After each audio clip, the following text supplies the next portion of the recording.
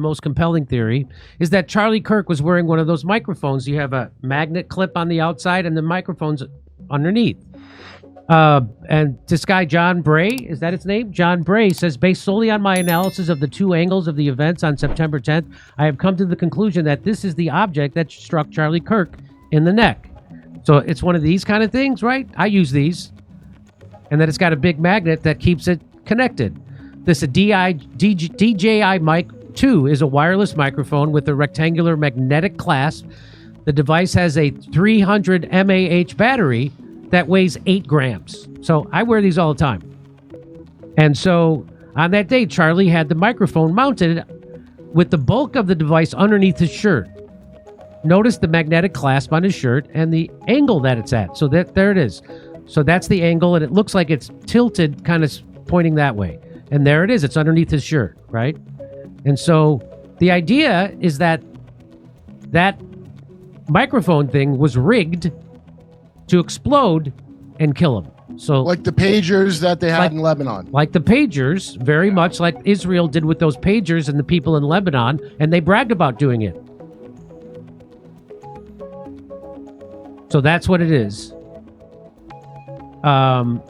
This is the battery for the DJI Mic 2 transmitter that was underneath Charlie's shirt. This is an 8-gram, 300 mAh battery that's unique in that it's very easy to swap. A 2-gram charge of PETN would match the power of a 30-06 and leave 75% of the battery functional, undetectable. That's what he's saying. This is what he's saying. You can see the shock wave travel from the DJI mic outward.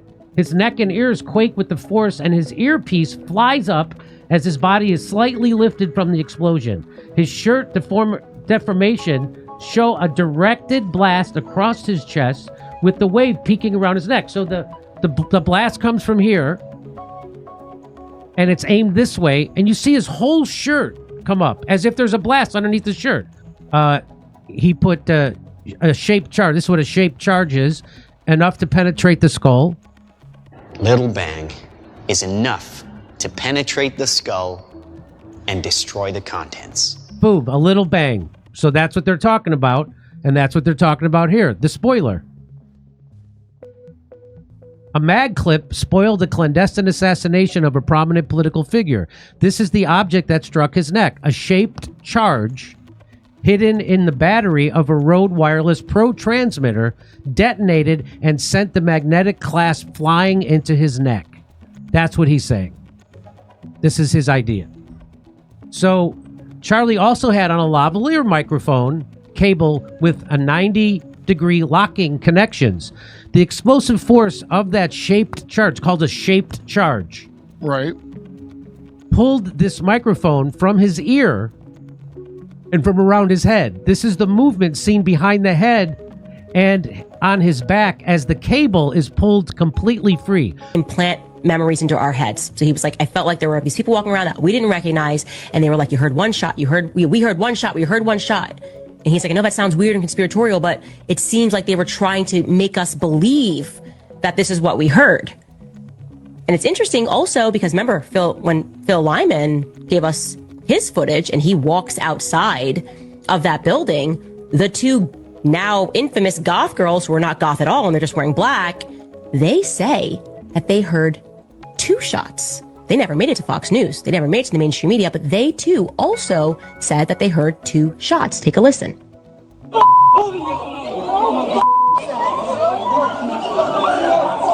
see where that came from? It was right here, wasn't it? It was like over here. Yeah.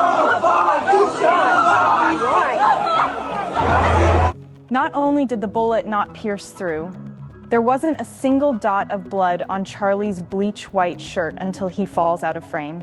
I think we accidentally ruined what they were going to try to do to frame this.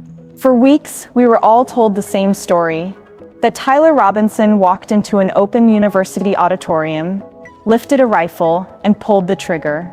Case closed. One villain, one victim, simple. But what if that story was never real? What if I told you a trigger might not have been pulled at all? Because according to newly analyzed footage and acoustic reports, the loudest blast that day didn't come from the upper balcony. It came from Charlie Kirk's own chest. A device so small it blended in as standard equipment, clipped onto his shirt by the very people assigned to guard him. So now we have to ask, was this a shooting? Or was this a detonation disguised as one? And more importantly, was Tyler Robinson a killer, or just a kid placed in the perfect position to take the blame while someone else pressed the real switch? Please, before we move on, don't forget to drop your comment as you listening to this new updates. We would definitely respond to all comment. We will be glad to hear your feedbacks on this report and contributions. We stand for justice. We stand for Charlie. Let's be clear. This isn't wild speculation. This isn't internet rumor. This is technical confirmation. Independent forensic audio teams, the kind used in courtroom evidence reviews, analyzed the assassination footage frame by frame, and what they found destroys the official narrative in one sentence: 2 separate impulse signatures. That means 2 blasts, 2 origins detected within the same fraction of a second. One sound source came from elevated distance, exactly where authorities claim Tyler Robinson was standing. But the second, it came from just inches away from Charlie Kirk himself. Not behind him, not beside him. From his body microphone placement, the one clipped to his shirt moments before he walked on stage. So now we have to confront the question no one in power wants to say out loud. How does a man get shot from his own chest? And more importantly, why is no one in law enforcement willing to even acknowledge that possibility? What do you think? Is the case moving forward carefully, or is progress being slowed by procedural delays? Share your thoughts in the comments below. That's where we hear your thought, because we will definitely respond to all comment. And where you watching from? To stay updated on every development, subscribe now, turn on notifications, and also don't hesitate to support this movement by clicking on the super thanks icon below, so you stay informed as new updates become available.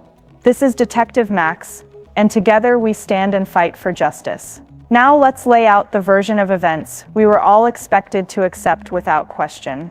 According to authorities, 22-year-old Tyler James Robinson allegedly positioned himself on an upper balcony overlooking the open auditorium. They claim he aimed a rifle, pulled the trigger, and took the life of Charlie Kirk in a single calculated act of political violence. No hesitation, no struggle, no resistance. Case closed. Within hours, the headlines were ready, like they had already been written. Lone extremist takes down conservative figure. Neat, clean, digestible. But even within that official narrative, cracks started forming almost immediately. Investigators admitted that Tyler's DNA wasn't found on the rifle itself, only on a towel wrapped around it, like someone else had already handled the weapon before he touched it. Even stranger, a screwdriver with his DNA was found on the roof of a nearby building, not the balcony where he was allegedly standing. And then there's the timeline problem. Security logs mark the first alert, but newly released footage appears to show a shadowed figure raising a radio toward the stage 4 minutes earlier. 4 whole minutes where someone saw something, but no one called it in. That's not speculation, that's documented inconsistency. And yet, no correction was issued, no clarification offered, no follow-up questions allowed. So we're left wondering, was this investigation rushed, or was it pre-packaged? But here's where the story truly breaks apart. Eyewitness accounts began to surface, from students, staff, even event volunteers positioned across the open auditorium. And one consistent detail kept coming up. No one reported seeing a muzzle flash from Tyler's direction. No spark, no recoil, no visible confirmation of a shot being fired from that balcony. And yet, Charlie doesn't flinch. He doesn't gasp. He doesn't turn toward the supposed shooter. He just drops. Instantly, no reaction, no instinctive movement to cover himself. Just immediate collapse. Almost as if he didn't die from something flying toward him, but from something already attached to him. Not shot, triggered. And once you entertain that possibility, even for a second, the entire narrative begins to rot from within. In the minutes before Charlie Kirk stepped onto that stage, cameras captured a standard preparation sequence. A member of the security and tech team approaches him, calm, routine, professional. They adjust his collar, clip a small device to his shirt, pat it once to secure it in place. To the audience, it looked like a normal lavalier microphone. Nothing unusual. Every public speaker wears one. But when forensic engineers slowed down the assassination footage and isolated frame flashes, they noticed something alarming. The moment of impact didn't begin at long range. The first burst of light, the first shock distortion, doesn't bloom outward from the balcony. It flickers from Charlie's chest, which leads to a chilling but scientifically plausible theory that what we believed was a microphone may have been a disguised directed charge device. These aren't science fiction. Public military patents exist for wearable impact enhancers, acoustic disruption devices, even frequency-triggered chargers designed to incapacitate or eliminate a target without visible projectile fire. Small, precise, programmable. The kind of tools designed not for war, but for deniability. So here's the question no one in mainstream media has dared to ask. If that device wasn't just a microphone, who placed it, and who activated it? Now let's look at the man the world was told to blame. Tyler James Robinson. In the footage released to the public, something immediately feels off. Not politically, not emotionally, behaviorally. If Tyler truly fired that fatal shot from the balcony, why doesn't he run? Why doesn't he panic, or reload, or prepare for confrontation? He doesn't even look like someone who knows what just happened. Witnesses described him not as aggressive, but stunned, frozen, almost detached from reality. And here's what no outlet seems willing to highlight. There was no second attempt, no follow-up shot, no escalation. If he was a determined assassin with a mission, why stop after one? If his goal was chaos, why didn't he cause any? He doesn't behave like a man finishing an objective. He behaves like a man watching something happen that he didn't expect. So we have to challenge the narrative we were fed. Was Tyler really the executioner? Or was he positioned to be seen, just long enough to take the blame, while the real method unfolded elsewhere? Because if the footage tells us anything, Tyler doesn't look like a killer. He looks like a witness who didn't realize he was part of the show. Now here's where things get even more unsettling. In the aftermath of the incident, the people you'd expect to hear from first, the security team standing just feet away from Charlie Kirk, have been completely silent. No public statements, no interviews, not a single emotional outcry from the men who just lost the person they were sworn to protect. Normally in high-profile breaches like this, we see grief, shock, sometimes even tears. Bodyguards blame themselves. They apologize to the family. They speak out of guilt. But here, nothing. Instead, paperwork, legal shields, non-disclosure agreements, sealed mouths, sealed files, sealed accountability. Since when do security teams go silent after a failure? Unless it wasn't a failure at all.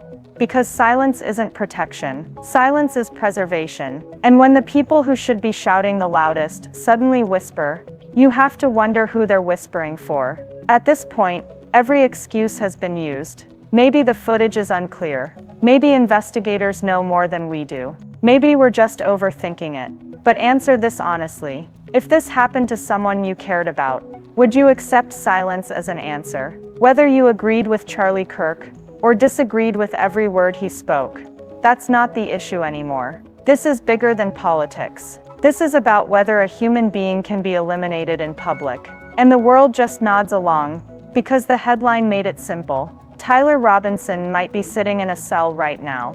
But if he didn't pull that trigger, then someone else is walking free. And the worst part, they're counting on you not to care. They're betting that you'll scroll past, that you'll chalk it up to controversy, and move on. So ask yourself, are you really comfortable living in a world where questions like this get ignored, simply because they're inconvenient? But here's something even more disturbing. And it's all caught on video. Watch the security team at the exact moment Charlie collapses. No one dives, no one shields, no one even rushes toward him in immediate panic. It's almost as if his fall didn't shock them. It merely confirmed something. One guard stands frozen, not in fear, but in delay, staring rather than reacting. Another doesn't even draw his weapon, despite supposedly witnessing an active shooter. There is no formation, no human shield, no emergency extraction maneuver, all basic protocol and executive protection. In fact, Charlie Kirk lies on the ground for longer than expected before anyone makes a decisive move toward him. Ask yourself, have you ever seen trained protection units respond that slowly to an attack happening right in front of them? Was it shock? Was it confusion? Or was it anticipation? Because their reaction didn't look like failure. It looked like recognition, almost as if they were watching something unfold exactly as it was meant to. At this stage, it doesn't matter what side you're on. It doesn't matter if you supported Charlie Kirk, opposed his views, or never listened to him at all. Because if this was not a shooting, but an activation, then this wasn't a political event. It was a demonstration, a message, that even in front of cameras, even surrounded by security, even in broad daylight, someone can be removed, without warning, without resistance, and if Tyler Robinson was just a decoy, then someone else is still protected. Someone with access, someone with clearance, someone who knew exactly where that device was placed, and when to trigger it. Which means justice hasn't been served. It hasn't even started. So the real question now isn't who fired the shot. It's who had the power to fire without one. And until that answer is forced into the light, we're not just dealing with a crime. We're dealing with a system designed to erase it. So don't let this be another headline that fades away. Don't let this case be written by the people who refuse to answer basic questions. If you believe in due process, demand it. If you believe in justice, insist on full disclosure of the audio reports, timeline data, and security footage. Because silence protects power, but questions are dangerous. So ask them, share them, force them into the light. The truth isn't lost, it's being held. And the longer we stay quiet, the tighter that grip becomes. Don't hesitate to support this team by clicking on the super thanks icon below.